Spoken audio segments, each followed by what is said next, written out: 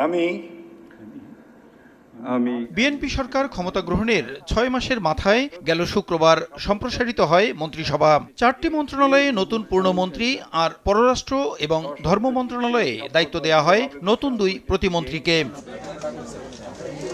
দায়িত্ব নেয়ার পর সচিবালয়ে প্রথম কর্মদিবসে নবনিযুক্ত মন্ত্রী প্রতিমন্ত্রীরা নিজ নিজ দপ্তরে এলে অভ্যর্থনা জানান কর্মকর্তারা।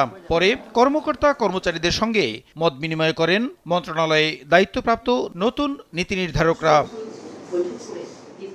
দেশের ইতিহাস, ঐতিহ্য ও মুক্তিযুদ্ধের চেতনা ধারণ করে কাজ করার কথা বলেন সদ্য দায়িত্বপ্রাপ্ত তথ্য সম্প্রচার মন্ত্রী আন্দালিব রহমান পার্থ। গত ১৭ বছরও সেই ধরনের আপনার কন্ট্রোলিং নেচার এবং কথায় কথায় সেই সময় বলা যে টেলিভিশনের লাইসেন্স কারা দিয়েছে, কাদের কথা বলতে হবে সেই যে মনে করিয়ে দেওয়া, হাত বেঁধে দেওয়া, যেভাবে গণতন্ত্রের মুখ বন্ধ করা হয়েছিল, অন্যান্য যা যাই আছেন সংবাদ মাধ্যমের মাধ্যমেই কিন্তু আমরা জানতে পেরেছি।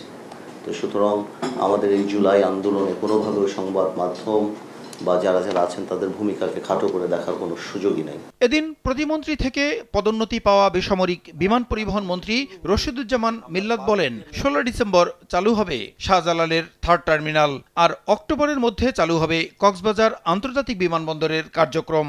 3rd টার্মিনাল যেটা আছে আমরা ইনিশিয়ালি আমরা বলেছিলাম যে 16 ডিসেম্বরের মধ্যে সফট ওপেনিং হলো করব। চিন্তা করেছি যে অ্যাটলিস্ট পর্যায়ক্রমে 10টি বিমান আমরা লিজ করব। ডিসেম্বরের মধ্যে আমরা কন্ট্রাক্ট সাইন করতে চাই। মধ্যপ্রাচ্যের ফ্লাইট আমরা অনেক বাড়াতে চাই। আমরা অক্টোবরে ইনশাল্লাহ ইন্টারন্যাশনাল এয়ারপোর্ট হিসেবে কক্সবাজারকে ওপেন করব।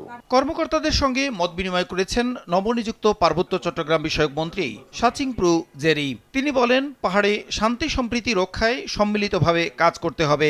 রাষ্ট্রীয় যে পেরিফেরি আছে, নির্দেশনা আছে এবং রাষ্ট্রের যে সংবিধান আছে, নর্ম আছে, সেগুলিকে সুবিবেচনায় আনার জন্য, শান্তিপূর্ণভাবে বাস করার জন্য এই ধরনের মানসিকতার জন্য আমাদের থাকে।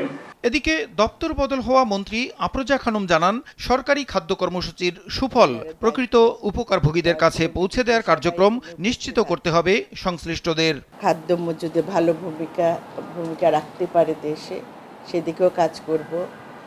আর মানুষ যাতে নিরাপদ খাদ্য পায় সেটার দিকেও আমরা সবাই লক্ষ্য রাখব। স্থানীয় সরকার বিভাগের কর্মকর্তাদের সঙ্গে মত বিনিময় করেন নতুন এলজিআরডি মন্ত্রী। তিনি জানান, যথাসময়ে স্থানীয় সরকারের প্রতিটি স্তরের নির্বাচন সম্পন্ন করা হবে। সরকারের লক্ষ্য সত্যিকারের গণতন্ত্র ফেরানো। সংবিধানের নিয়মকানুন মেনে আমাদের সরকারের যে পলিসি রয়েছে সেই পলিসি অনুযায়ী প্রত্যেকটি স্তরের নির্বাচন হবে এবং সত্যিকার অর্থে জনগণের প্রতিনিধিরা সেই নির্বাচনে নির্বাচিত হোক, এটাই আমাদের।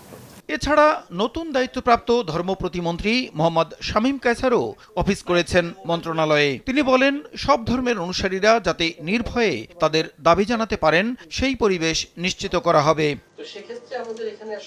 প্রসূন আশিস, সময় সংবাদ, ঢাকা।